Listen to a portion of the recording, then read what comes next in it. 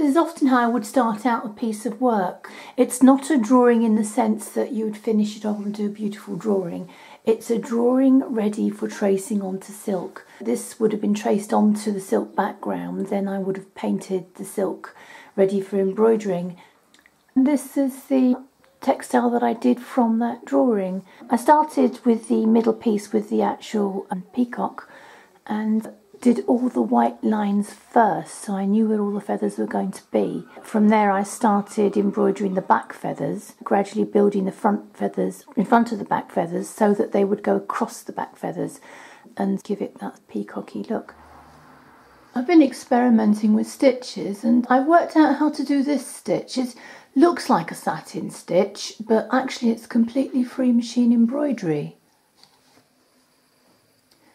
As you stitch with free machine embroidery, with each stitch you stretch the stitch a little bit further and you keep it all going in the same direction. You have to move your hands quite fast to have the right effect, and you probably need to experiment quite a lot to get it right. It's about timing, it's about managing to move the stitches fast enough and far enough in just enough time. But it's quite effective and I've used it quite a lot since. Here's a detail of one of the feathers. I had quite a nice bluey green thread that had gold in it. The gold's not showing up that well in this film, which gave the peacock a nice little shimmer, and I used quite a bit of gold in the back of the feathers as well and mixed it in. It just gives the feathers a bit of a shimmery look. I've finished off the border. It's silk painted background and just stylised feathers, which I've used a lot of vermicelli stitch, which is one of my favourite stitches for filling in large areas in the background, and added in some gold to give it a bit of a lift. Each section was done individually and then sewn together to create the border.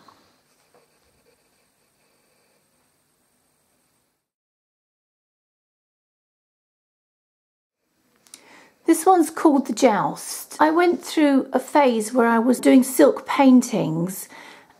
Unlike the quilts, which had been airbrushed, these are silk painted all over, and there's much more embroidery on them to cover the whole thing, but not as much as there is in the pieces I do now, where I totally cover the whole surface.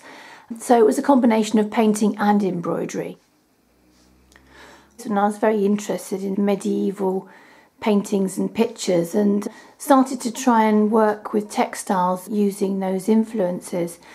I think what I loved most about it was a slightly cartoony effect that these medieval pictures have. It's a sort of fantasy picture that I've just put together from various books and pictures of jousts and just really had a lot of fun with it. I hand embroidered the faces on the characters, but apart from that, the rest of it is all machine embroidery. I had some gold thread at the time that was quite thick, but I was able to put it through the needle, and so it gave me a lot more scope with what I could do with it, and I haven't actually found any of that since. I think I'll have to look out for it because it's actually quite effective.